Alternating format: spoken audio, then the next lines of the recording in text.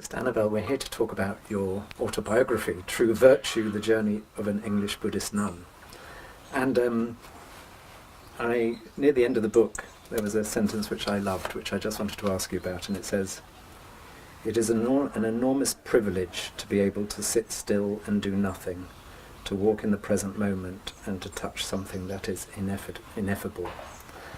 And I just want to ask, we're living in a time where everyone is incredibly busy, everyone wants to achieve, do projects, make their mark in the world, and yet you talk about the importance, the joy of sitting still and doing nothing. Can you just tell us a little bit about what you mean by that and why it's so important?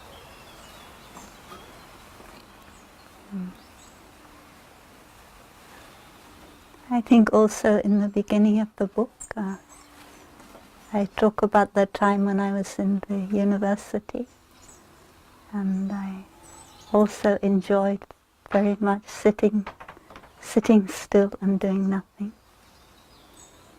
And today, as we sit here, we can hear the birds singing. So sitting still and doing nothing doesn't mean that you become like a rock. Your senses are still alive, and so you can be in touch with the wonders of life. And although life has a lot of difficulties and suffering, it's very wonderful. It's a real miracle. And if we live 80 years or something, or less, or more, and we're not able to be in touch with the wonders of life, the miracle of life, then we may ask, what have we lived for? Yeah. So I suppose that is why I like to encourage myself to sit still and do nothing. It's really a way of being deeply in touch. It's the role of a monastic. So when everyone else is being so busy in their life and you are being still, what is your gift that you can offer to those people who are not valuing that? Yeah. So I can't say that I'm always still, and as monks and nuns, we're not always still. We're also doing many things. And I think for a monk or a nun, it's the same as for a layperson. We need our moments of action, and we need our moments of stillness, and the two inter-are, the action and the stillness inter-are. And if we can carry our stillness into our action, so that although we're acting, there is still that taste of stillness is still there, then our action can be more beneficial. You were at Greenham Common when to protest against the sort of American nuclear weapons being on British soil, and you were at one of the anti-fracking protests in the north of England much more recently. What's your sense of how to protest now? So, especially with relation to the climate emergency, the crisis is upon us. It's not in the future. It's not something that is just an idea. It's in the present, and people are feeling that. How should people, or what would your suggestion of how people respond to this? Yeah, I think we have to protest. I think we have to be there. We were in Bordeaux the other day, in some kind of march. And we have to protest. And with our mindfulness and with our love, we have to be there. And demonstrating means that you're, with your breathing, with your steps, creating the energy of the positive energy the whole time, which help the other people who are there demonstrating. But also we have to be a little bit non-fear, because if we're just protesting out of our fear, for our own personal future, then that is not the right kind of energy. So we need to recognize impermanence, and that if the human species cannot change itself, become a more mindful species, Homo conscious, then maybe it'll have to go into extinction and make room for something else. So the meditation on impermanence, the impermanence of our civilization, of our species, is also important, and the ability to recognize that. And then to recognize impermanence, it also means that you appreciate what you have. For instance, recognizing that maybe life won't be possible on Earth anymore.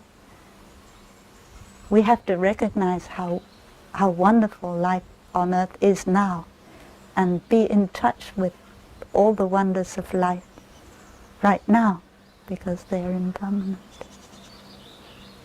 You want to be in touch with the autumn leaves because they won't be there much longer. You want to really enjoy them. And enjoying our planet is something that we can still do.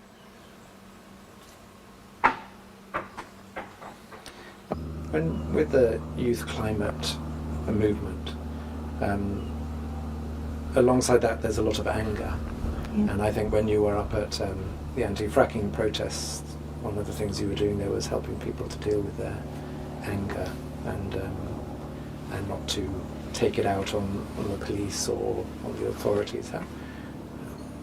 I'm just wondering if you can just talk a little bit about anger and how to, in this context, how to work with that, because often we're dealing with very powerful governments, institutions, industries that have enormous power and have a desire to maintain the status quo because it's in their current interest to do that. Yeah.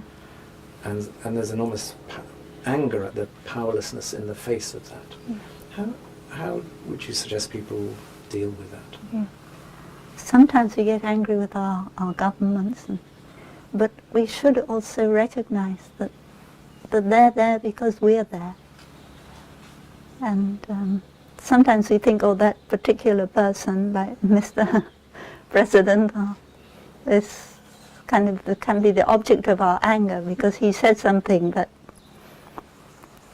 but actually he's there because of many other people and his advisors and so on. So what helps me when I feel angry with a particular government or a particular person in power is to see that they're there because other things are there. That it's not just them on their own, and that helps me not to feel so angry.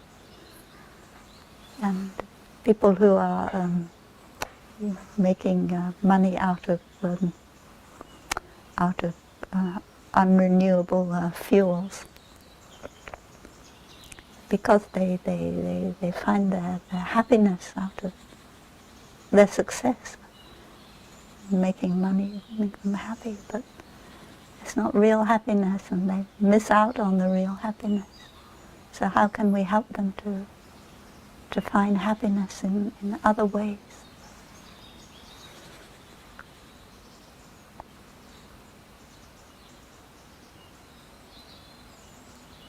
And we always say in Buddhism that anger will never put an end to anger. Only love will put an end to anger. And in that context, a lot of people say, oh, love doesn't get anything done. But anger is active, it gets things done. What would you say to that? Yeah, I think we have to get things done. We have to find a way to get things done, but not by destroying. And anger destroys the person who is angry. and also destroys others with whom the person is angry with.